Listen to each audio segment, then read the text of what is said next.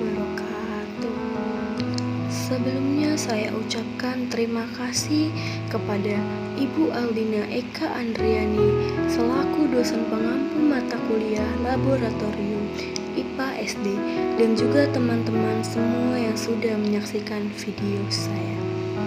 Sebelumnya, perkenalkan nama saya Rizia Lisandra dengan NIM 1401422157 dengan presensi 07. Saya dari Rombel D. Saya dari jurusan PGSD Fakultas Ilmu Pendidikan Universitas Negeri Semarang. Pada video kali ini saya akan menjelaskan tentang bagaimana cara penyimpanan alat di laboratorium guna memenuhi penugasan mata kuliah Laboratorium IPA SD. Dengan tujuan pertama, mengetahui bagaimana cara menyimpan alat di laboratorium. Yang kedua, mengetahui cara penyimpanan alat laboratorium berdasarkan jenisnya. Yang ketiga, mengetahui cara pembersihan alat di laboratorium. Selanjutnya, ada cara penyimpanan alat dan bahan yang dikelompokkan berdasarkan jenis alat, pokok bahasan, golongan percobaan, dan bahan pembuat alat sebagai berikut, yaitu yang pertama, pengelompokan alat-alat fisika berdasarkan pokok bahasannya, seperti daya, usaha, mekanika, panas, bunyi, gelombang, optik, magnet, listrik, ilmu, dan alat reparasi. Selanjutnya yang kedua, pengelompokan alat-alat biologi berdasarkan golongan percobaannya, seperti anatomi, fisiologi, ekologi, dan morfologi. Yang ketiga, pengelompokan alat-alat kimia berdasarkan bahan pembuat alat tersebut seperti logam, kaca, porselen, plastik, dan karet. Lalu hal apa saja yang harus diperhatikan ketika menyimpan alat dan bahan terutama pada bagian penyimpanan alat? Yang pertama, mikroskop disimpan dalam lemari terpisah dan dipasang dengan lampu yang menyala untuk menjaga udara agar tetap kering dan mencegah akan tumbuhnya jamur. Selanjutnya, yang kedua, ada alat pembentuk set.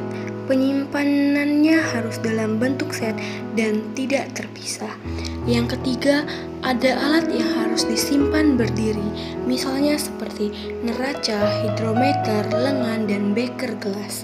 Selanjutnya yang terakhir, yang keempat, ada alat yang memiliki bobot relatif berat disimpan pada tempat yang tidak tinggi melebihi tinggi bahu. Nah, saya akan menunjukkan kepada teman-teman untuk melihat laboratorium, khususnya laboratorium IPA, yaitu di laboratorium kimia. Bagaimana sih penyimpanan alat yang benar pada laboratorium kimia? Mari saksikan gambar berikut ini.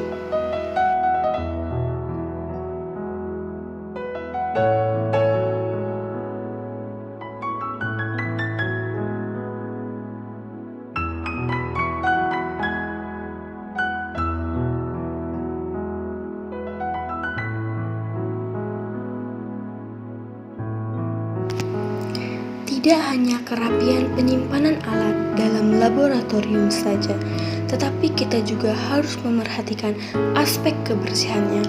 Maka kita harus membersihkan alat-alat laboratorium ketika sudah kita gunakan, atau melakukan kebersihan secara berkala agar alat di laboratorium dapat memiliki daya fungsi atau penggunaan yang lama. Jadi kesimpulan yang bisa kita dapat dari materi di atas adalah yang pertama, penyimpanan alat di laboratorium harus memerhatikan 3 prinsip, yaitu aman, mudah dicari, dan mudah diambil.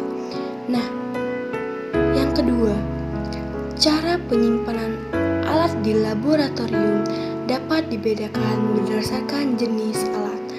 Pokok bahasannya yaitu pada materi, gaya, panas, dan bunyi. Yang ketiga, Penggolongan berdasarkan pada golongan percobaan dan bahan alat seperti berbahan kaca, berbahan kayu, dan berbahan logam. Demikianlah materi yang dapat saya sampaikan. Mohon maaf apabila ada kesalahan kata, kesalahan lainnya mohon dimaafkan. Akhir kata saya ucapkan sekian dan terima kasih.